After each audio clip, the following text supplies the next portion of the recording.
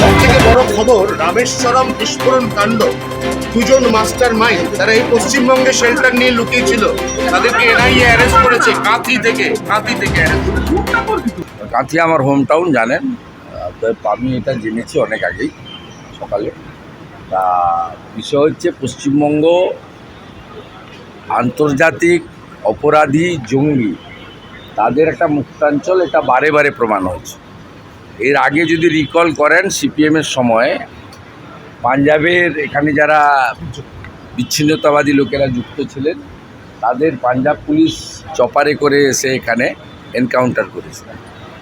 পরবর্তীকালে বঙ্গবন্ধু মুজিবুর রহমানের দুজন ফাঁসির দণ্ডাদেশপ্রাপ্ত খুনি, একজন হাবড়াতে হোমিওপ্যাথি ডাক্তার হিসেবে দীর্ঘদিন ছিলেন, পরে তাকে এনআইএর সাহায্যে গ্রেপ্তার করা হয়। পরবর্তীকালে পার্স সার্কাস থেকে মাজেদকে গ্রেপ্তার করে ফাঁসি কার্যকর করে বাংলাদেশ সরকার। পার্স সার্কাস মানে কলকাতার একেবারে কেন্দ্রবিন্দুতে আছে, তিনি মাজেদ মাস্টার হিসেবে পরিচয় দিয়ে থাকেন।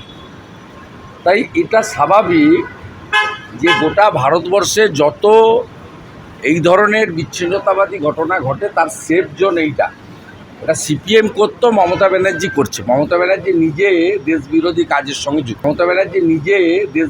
কাজের সঙ্গে যুক্ত সরাসরি।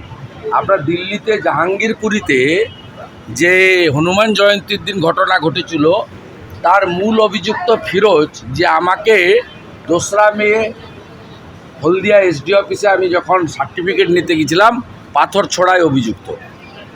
এনআইএতে এখনও দিল্লির জেলে আছে, তার বাড়ি তমলুকের একটি গ্রামে।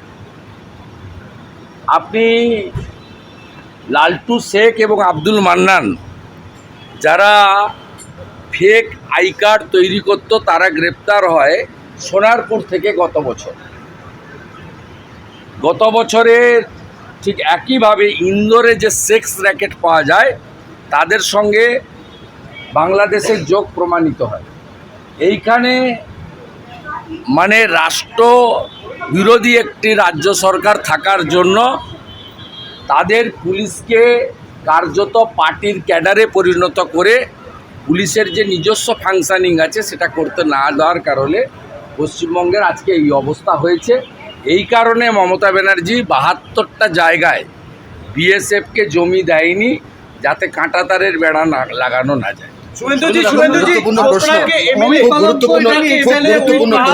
उसको तुरंत गिरफ्तार करना चाहिए और उसको हिरासत में डाल देना चाहिए till the completion of the election. মাত্র 8 দিনের মাথায় রাজ্যে প্রথম দফার লোকসভা নির্বাচন, এরকম একটা স্পর্শকাতর সময় ঠিক এইভাবে পশ্চিমবঙ্গের বুকে লুকিয়ে থাকা দুজন মোস্ট ওয়ান্টেড জঙ্গি গ্রেপ্তার হলো। রাজ্যে সার্বিকভাবে নির্বাচন এবং তার নিরাপত্তা নিয়ে আপনারা কি আশঙ্কিত? আশঙ্কিত কিছু নেই, এ তো প্র্যাকটিস, সবাই জানে। হামিদুর রহমানের বক্তব্য কি, 26 তারিখের পরে আমাদের সেন্ট্রাল বাহিনী থাকবে। তার মানে ওদের সেন্ট্রাল বাহিনী কে? শাহজাহান শেখ। ওদের সেন্ট্রাল বাহিনী কে? হিঙ্গলগঞ্জের মেহেদি হাসান। ওদের সেন্ট্রাল বাহিনী কে? মিনাখার আয়ুব গাজী। ওদের সেন্ট্রাল বাহিনী কে? বাসন্তীর রাজা গাজী। ওদের সেন্ট্রাল বাহিনী কে? ফলতার জাহাঙ্গীর। ওদের সেন্ট্রাল বাহিনী কে? ক্যানিংয়ের শকত মোল্লা। মমতা ব্যানার্জি নিজে দেশ বিরোধী কাজের সঙ্গে যুক্ত।